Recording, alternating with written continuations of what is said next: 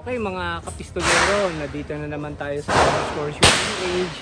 And ngayon, pinalad tayo na papahiram yung nire-request po ninyo.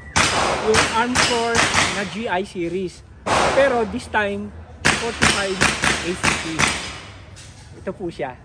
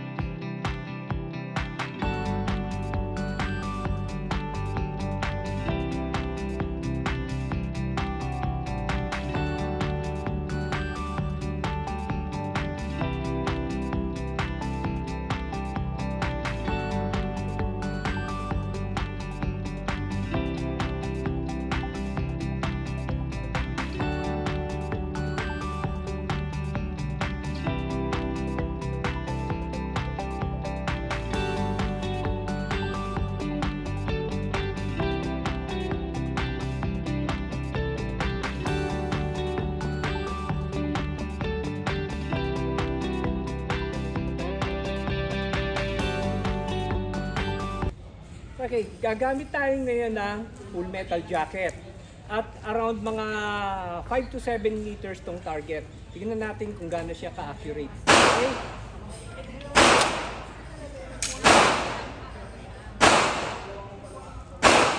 Firing!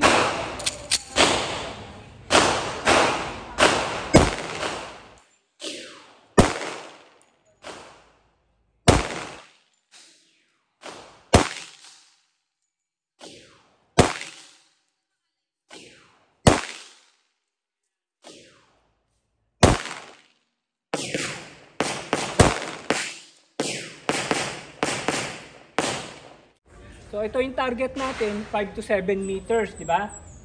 All alpha, not bad.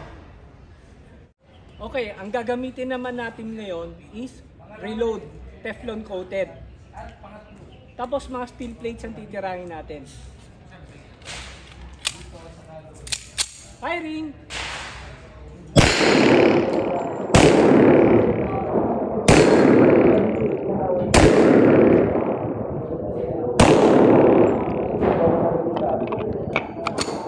Medyo sablay tayo, steel plate, di tayo sanay eh. Ulitin na lang natin mamaya.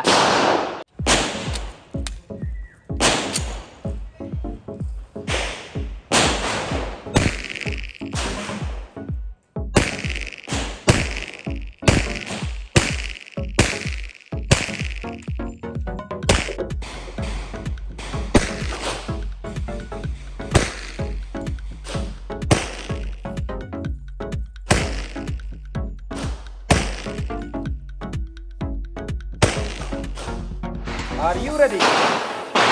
Stand by. Up.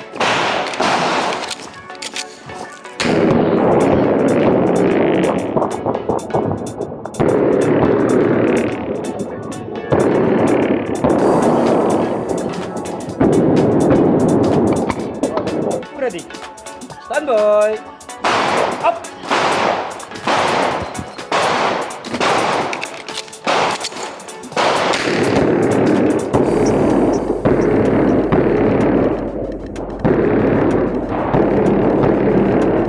Gumamit kami ng FMJ, okay siya. And gumamit din kami ng reload na Teflon coated.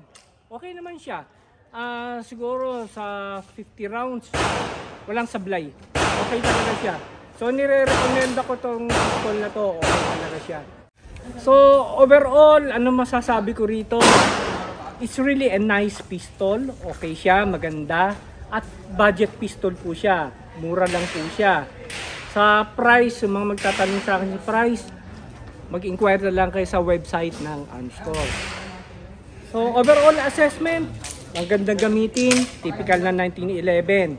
So basic na basic, wala siyang front serration. Ano pa? Hindi siya beaver tail grip.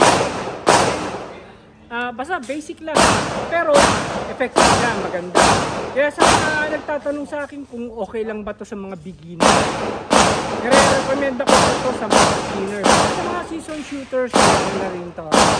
So mga kapistolero, sana nagustuhan po ninyo yung feature natin sa Armscore Rock Island 1911 GI series na 40 caliber pistol. Lagi tayo mag-iingat and be a responsible gun owner po. To God be the glory.